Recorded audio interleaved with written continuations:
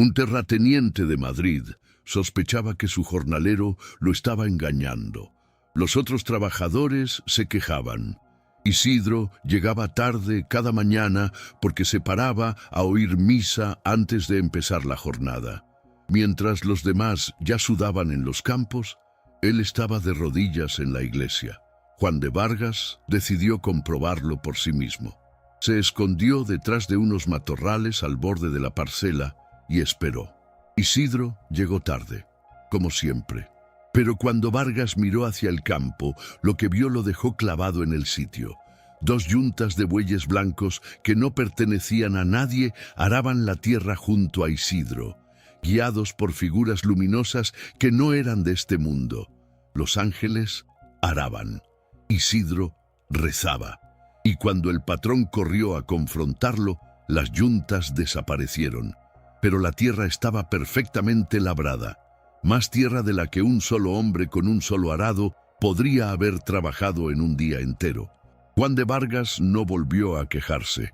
Nombró a Isidro administrador de toda su hacienda, y aquella escena, un jornalero analfabeto arando con ángeles en las afueras de Madrid, se convirtió en la imagen más conocida de uno de los santos más singulares del calendario cristiano. El primer laico casado en ser canonizado formalmente por la Iglesia.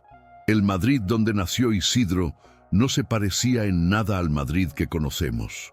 Estamos a finales del siglo XI, probablemente en 1082, aunque las fechas son inciertas. Madrid no es una capital, no es siquiera una ciudad importante.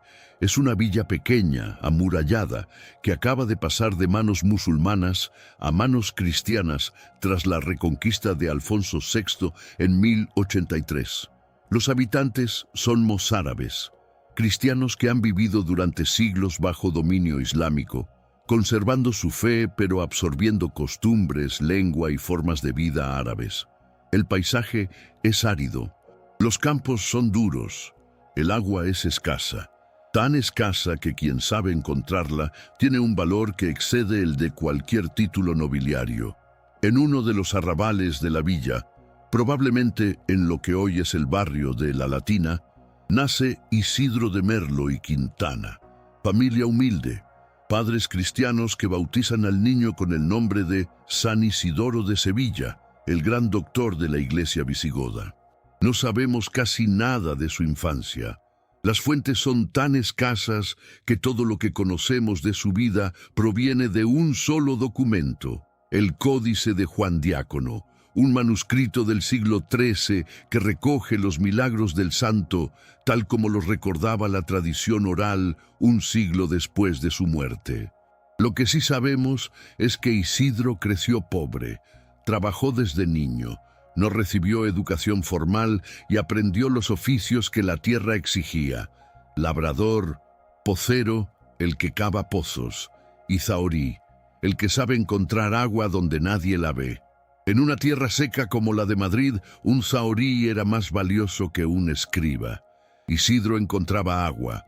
Donde clavaba su azada brotaba un manantial.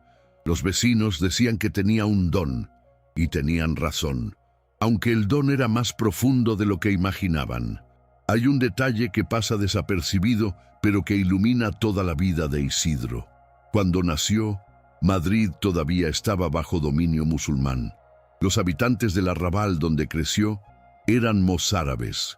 La palabra viene del árabe mustarab, arabizado.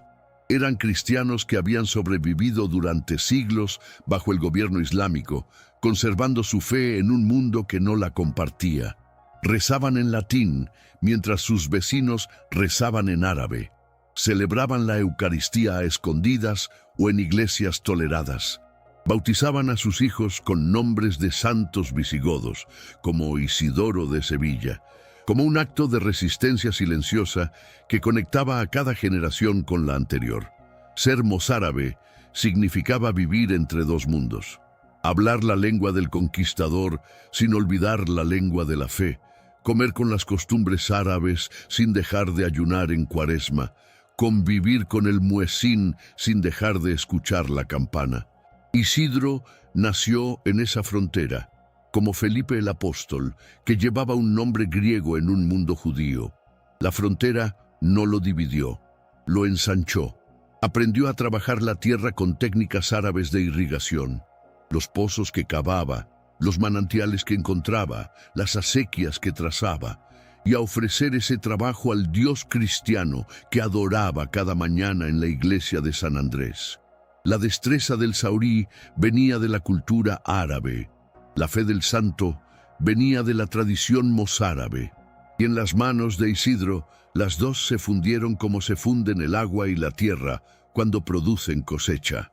En algún momento de su juventud, Isidro entró al servicio de la familia Vargas, uno de los linajes más prominentes de la villa de Madrid. Juan de Vargas era terrateniente, dueño de fincas en los alrededores, por la zona que hoy se llama Carabanchel.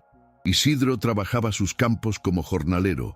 No era un empleado fijo, era un peón que cobraba por el día trabajado, sin contrato, sin derechos, sin más seguridad que la voluntad del patrón de seguir contratándolo al día siguiente. La relación entre Isidro y Vargas es una de las más interesantes de la hagiografía cristiana, porque no es la relación típica entre un santo y su benefactor. Es la relación entre un trabajador y su jefe, con todas las tensiones que eso implica. Vargas era un hombre práctico.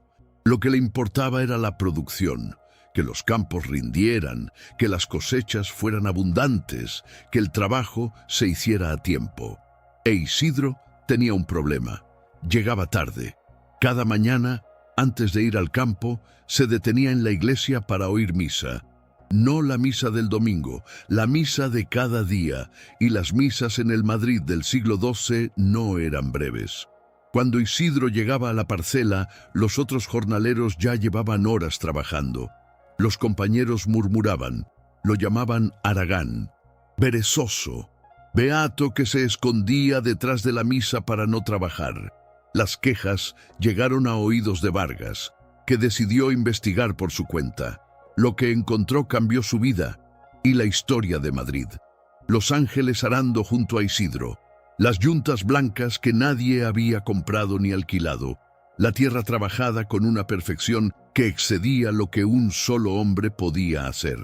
Vargas, hombre de fe, pero también hombre de números, comprendió que las cuentas cuadraban de una manera que no tenía explicación natural. Isidro rezaba y la producción no solo no bajaba, subía.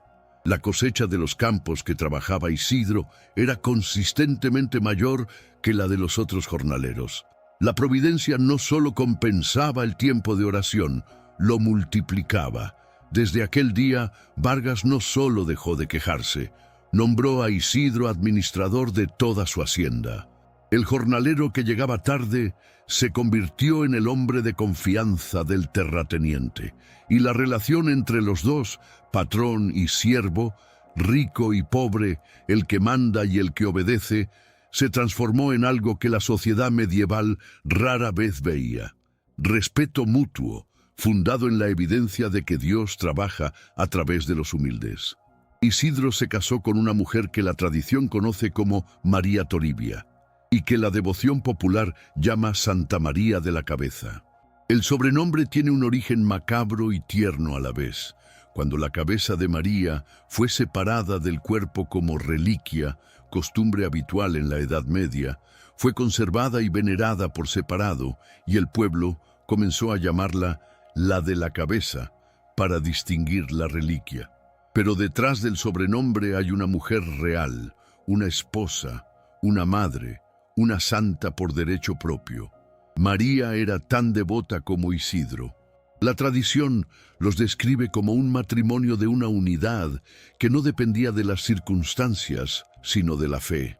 Vivían tan unidos como si fueran dos en una sola carne, un solo corazón y un alma única. María ayudaba a Isidro en las labores del campo, trabajaba la huerta, cosía, cuidaba la casa y rezaba con la misma intensidad que su marido. No era la esposa pasiva de un santo, era su compañera de santidad, pero la calumnia no perdona ni a los santos. En algún momento, Las lenguas del vecindario comenzaron a murmurar contra María, acusándola de infidelidad. La tradición recoge un milagro que silenció las murmuraciones. María cruzó el río Jarama a pie enjuto, caminando sobre las aguas sin mojarse, como prueba divina de su inocencia. El eco de Pedro caminando sobre el lago de Galilea es intencionado. Dios defiende a los que el mundo acusa injustamente. La tradición añade un capítulo sorprendente en la historia de este matrimonio. En algún momento de su vida, no sabemos cuándo ni por cuánto tiempo, Isidro y María decidieron vivir separados. No por conflicto, por devoción. María se retiró a una ermita cerca de Torrelaguna, la ermita de Nuestra Señora de la Piedad, donde vivió como ermitaña dedicada a la oración y al cuidado de la capilla, mientras Isidro permanecía en Madrid trabajando los campos de Vargas. No era un abandono sino una ofrenda. Los dos renunciaban a la compañía del otro para entregarse más plenamente a Dios. Es un gesto que al oído moderno suena extraño, pero que en la espiritualidad medieval tenía una lógica profunda. El amor conyugal no compite con el amor divino, lo alimenta, y a veces el amor más grande se demuestra en la distancia aceptada por Dios. María murió en olor de santidad. Su proceso de beatificación, iniciado en 1612, fue aún más lento que el de Isidro. No se completó formalmente hasta el siglo XVIII, cuando Benedicto XIV aprobó su culto. Hoy se la venera como Santa María de la Cabeza, la esposa del labrador, la madre de Illán, la ermitaña de Torrelaguna. Es uno de los pocos matrimonios santos de la historia de la Iglesia. Un esposo y una esposa que alcanzaron los altares juntos, como juntos habían vivido y rezado. Para el espectador casado que busca un modelo de santidad conyugal, Isidro y María son la respuesta que la Iglesia ofrece. Se puede ser santo en el matrimonio, no a pesar del matrimonio. A través de él, tuvieron un solo hijo, Illán, y ese hijo protagonizaría el milagro más famoso de la vida de Isidro. Un milagro que cada madre y cada padre que ha temido por la vida de un hijo comprende sin necesidad de explicación teológica. Un día, mientras Isidro trabajaba en el campo, llegó María con la noticia que ningún padre quiere escuchar. El niño ha caído al pozo, el pozo de la casa, profundo, oscuro, con el agua al fondo y las paredes lisas de piedra por las que nadie puede trepar. El pequeño Illán se había asomado, como se asoman los niños, con esa curiosidad que no mide consecuencias, y había caído. Isidro corrió. María corrió detrás de él. Llegaron al borde del pozo y miraron hacia abajo. El niño estaba sumergido. El tiempo se medía en segundos, los segundos que separan la vida de la muerte, la esperanza de la tragedia. Isidro hizo lo único que sabía hacer en las situaciones que exceden toda capacidad humana. Se arrodilló y rezó, y el agua subió. Subió como si una mano invisible la empujara desde abajo. Subió despacio pero sin detenerse, centímetro a centímetro, palmo a palmo, hasta que el cuerpo del niño apareció en la superficie, flotando, acunado por el agua como por brazos que no se veían. El agua llegó hasta el borde del pozo. Isidro extendió la mano y sacó a su hijo. Illán estaba vivo, ileso, como si el pozo, que debería haber sido su tumba, se hubiera convertido en una cuna. El milagro del pozo es la imagen más venerada de San Isidro después de los ángeles arando. Las esculturas del puente de Toledo en Madrid, obra del siglo XVIII, lo representan en el momento exacto en que el agua sube y el niño emerge. Es la imagen de un padre que confía en Dios cuando la razón dice que ya no hay nada que hacer. Y Dios responde, no con palabras, sino con agua, con el mismo elemento que Isidro había buscado toda su vida como posero y saorí, agua que salva en lugar de ahogar, agua que sube cuando debería quedarse abajo, agua que obedece la oración de un campesino como el sol obedeció a la Virgen en Fátima. El Códice de Juan Diácono recoge 5 milagros principales, y en todos ellos el mismo patrón. Isidro da lo que no tiene, y Dios pone lo que falta. El milagro del molino. Isidro llevaba un saco de trigo al molino cuando se cruzó con una bandada de palomas hambrientas en pleno invierno. Se detuvo y vació la mitad de su trigo en el suelo para alimentarlas. Su compañero protestó. Con la mitad del trigo no podrían moler lo suficiente. Cuando llegaron al molino, el saco pesaba lo mismo que al salir. El trigo se había duplicado. El milagro de la olla. Un sábado, el día en que Isidro repartía comida entre los pobres del barrio. Un mendigo llegó el último, cuando la olla ya estaba vacía. Isidro pidió a María que mirara una vez más. María destapó la olla. Estaba llena, rebosante, como si nadie hubiera comido de ella. El milagro de la comida de hermandad. Isidro pertenecía a una cofradía que celebraba comidas comunitarias. Un día invitó a unos pobres a la mesa, pero la comida preparada era solo para él. Cuando destaparon la olla, estaba repleta. Alcanzó para los pobres y sobró para muchos más. Cada milagro cuenta la misma historia con distintas palabras. Isidro comparte lo que tiene, aunque sea poco, aunque no alcance, aunque la lógica diga que está loco, y Dios multiplica. Es la misma lógica de los 5 panes y los 2 peces. Es la aritmética del cielo, que no suma sino que multiplica. Y el denominador común es siempre la generosidad. Isidro da primero y Dios completa después. No es accidental que los milagros de Isidro sean milagros de comida y agua. No son milagros espectaculares. No hay éxtasis, ni levitaciones, ni estigmas, ni profecías. Son milagros de cocina, de pozo, de campo, de molino. Son los milagros de un hombre que vive con las manos en la tierra, y que en esa tierra, en ese barro, en esa olla, encuentra a Dios cada día. La santidad de Isidro no flota sobre la realidad, está plantada en ella, como una semilla que necesita tierra para dar fruto.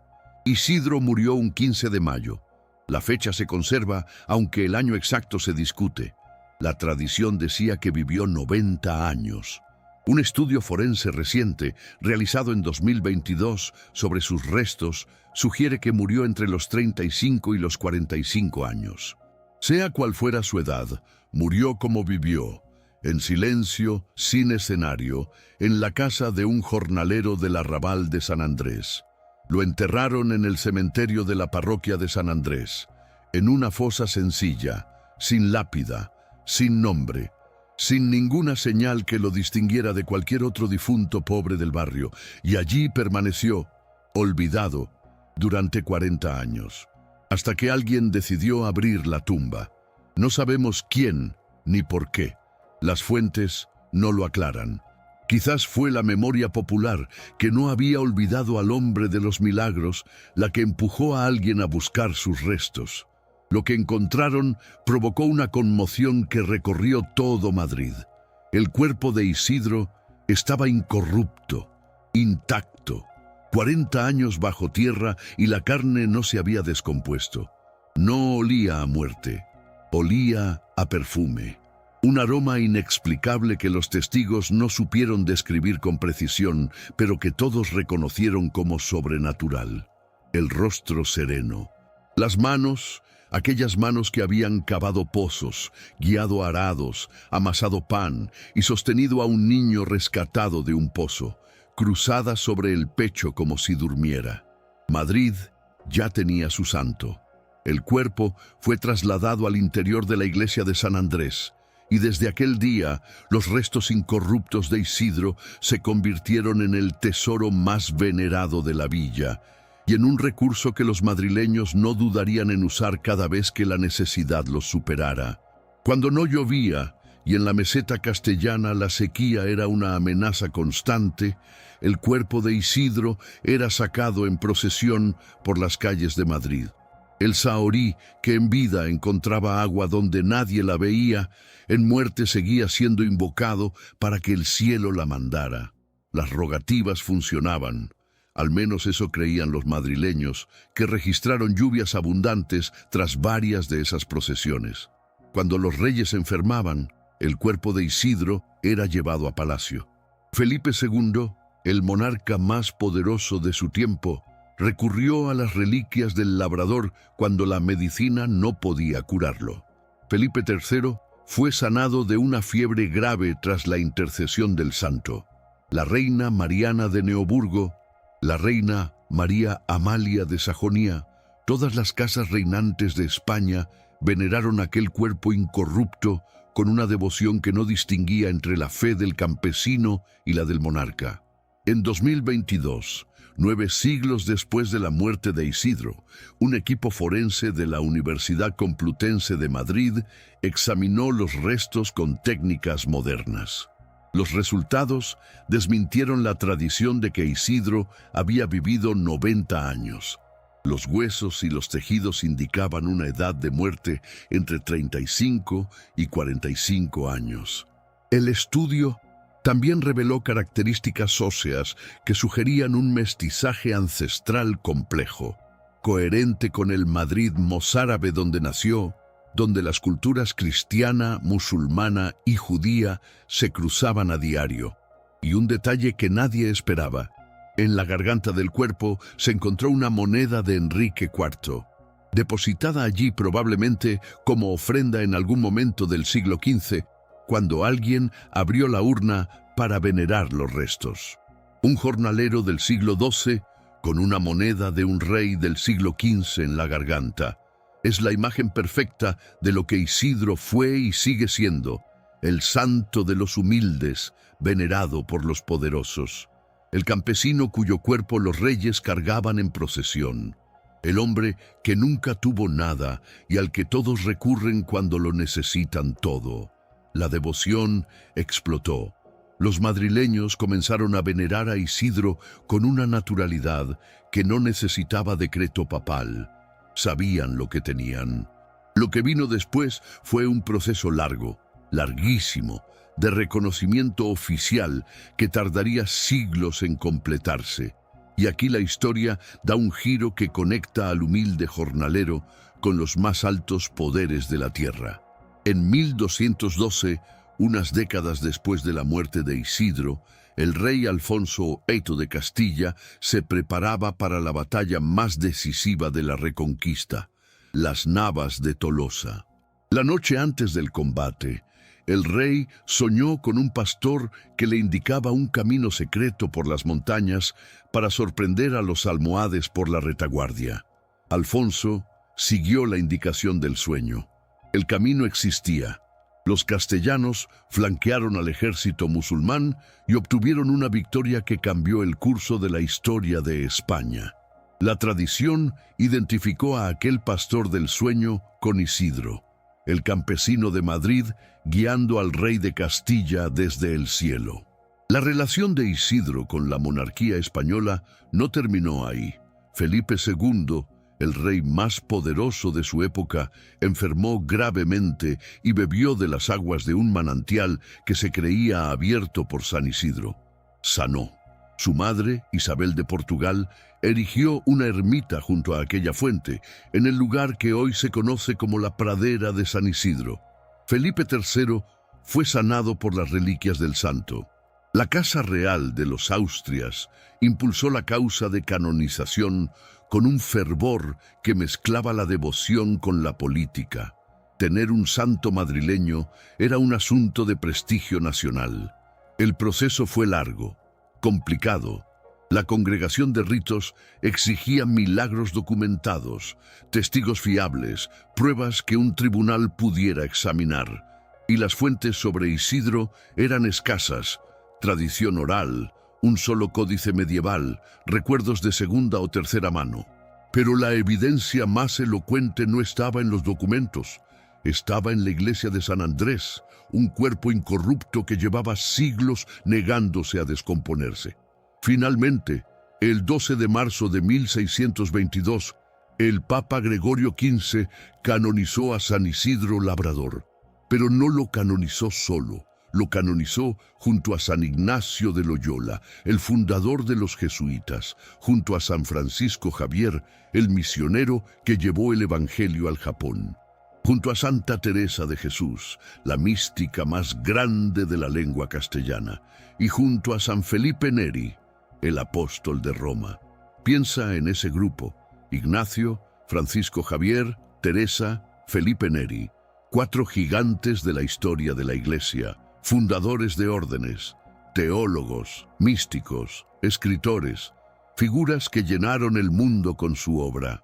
Y al lado de ellos, en la misma ceremonia, con la misma dignidad, con la misma corona, un jornalero analfabeto de Madrid que no había fundado nada, no había escrito nada, no había viajado a ningún lado, que solo había arado campos, cavado pozos, repartido comida a los pobres y rezado la misa de cada mañana antes de ir a trabajar. Isidro fue el primer laico casado canonizado formalmente por la Congregación de Ritos. Antes de él, los santos laicos existían, pero habían sido proclamados por aclamación popular o por decreto episcopal. Isidro pasó por el proceso completo: investigación, tribunal, milagros examinados, aprobación papal. La Iglesia declaró oficialmente que un campesino casado, padre de familia, trabajador de las manos, no un monje, no un sacerdote, no un fundador, podía alcanzar la santidad más alta. Con esa canonización, las puertas del cielo se abrieron de par en par para todos los que trabajan la tierra, limpian las casas, cuidan los hijos y rezan entre una tarea y otra. En 1960, el Papa Juan XXIII lo declaró patrono de los agricultores de España y, por extensión, del mundo agrícola. El gesto tenía un significado que trascendía lo administrativo. En plena revolución agraria del siglo XX, cuando millones de campesinos abandonaban el campo para ir a las fábricas, la Iglesia les recordaba que la tierra es santa, que el arado es instrumento de Dios, que la semilla que se entierra y el trigo que se cosecha participan del mismo misterio de muerte y resurrección que está en el corazón de la fe. Hoy, en un mundo donde la agricultura se industrializa y los campesinos desaparecen, Isidro sigue siendo el patrono de los que trabajan la tierra, de los que se levantan antes del sol para regar, de los que dependen de la lluvia como quien depende de la misericordia, porque la lluvia, como la misericordia, no se puede fabricar, solo se puede pedir. Y en Madrid, la ciudad que creció desde aquella villa amurallada del siglo XI hasta convertirse en una de las capitales de Europa, cada 15 de mayo, cientos de miles de personas celebran a su patrono con verbenas, rosquillas y chotis. Muchos no saben quién fue Isidro más allá del nombre, pero los que saben, los que han visitado la colegiata de San Isidro y han visto la urna donde descansa su cuerpo incorrupto, los que han bajado a la ermita de la pradera y han bebido del agua de su fuente, los que han rezado ante la imagen del labrador con sus bueyes y sus ángeles, esos saben que debajo de la fiesta hay algo más profundo que las rosquillas. Hay un mensaje que lleva 9 siglos repitiéndose sin que el mundo lo agote, que la santidad no necesita escenario, que Dios prefiere los campos a los palacios, que una azada en manos de un hombre que reza vale más que una espada en manos de un rey que no reza, y que los ángeles, si Dios quiere, harán. Si pudieras volver a las afueras del Madrid del siglo XII, antes de que la ciudad existiera tal como la conocemos, cuando Madrid era una villa de casas bajas y murallas de piedra rodeada de campos de labranza, verías, al amanecer, una figura caminando por un sendero de tierra. No lleva nada especial. Ropa de campesino, un azadón al hombro, las manos curtidas por el sol y la cal. Camina despacio. No porque sea lento, sino porque se ha detenido a rezar. Se detiene siempre. cada mañana, antes de que la jornada comience, antes de que los bueyes empiecen a tirar del arado. Antes de todo, Dios. Isidro no fundó nada, no escribió nada, no viajó más allá de Torrelaguna, no predicó un solo sermón, no hizo nada que el mundo considerara grande, excepto vivir. Vivir con las manos en la tierra y el corazón en el cielo. Vivir compartiendo lo que tenía, aunque fuera poco, aunque no alcanzara, aunque la olla estuviera vacía. Vivir rezando la misa de cada mañana como si fuera la primera y la última.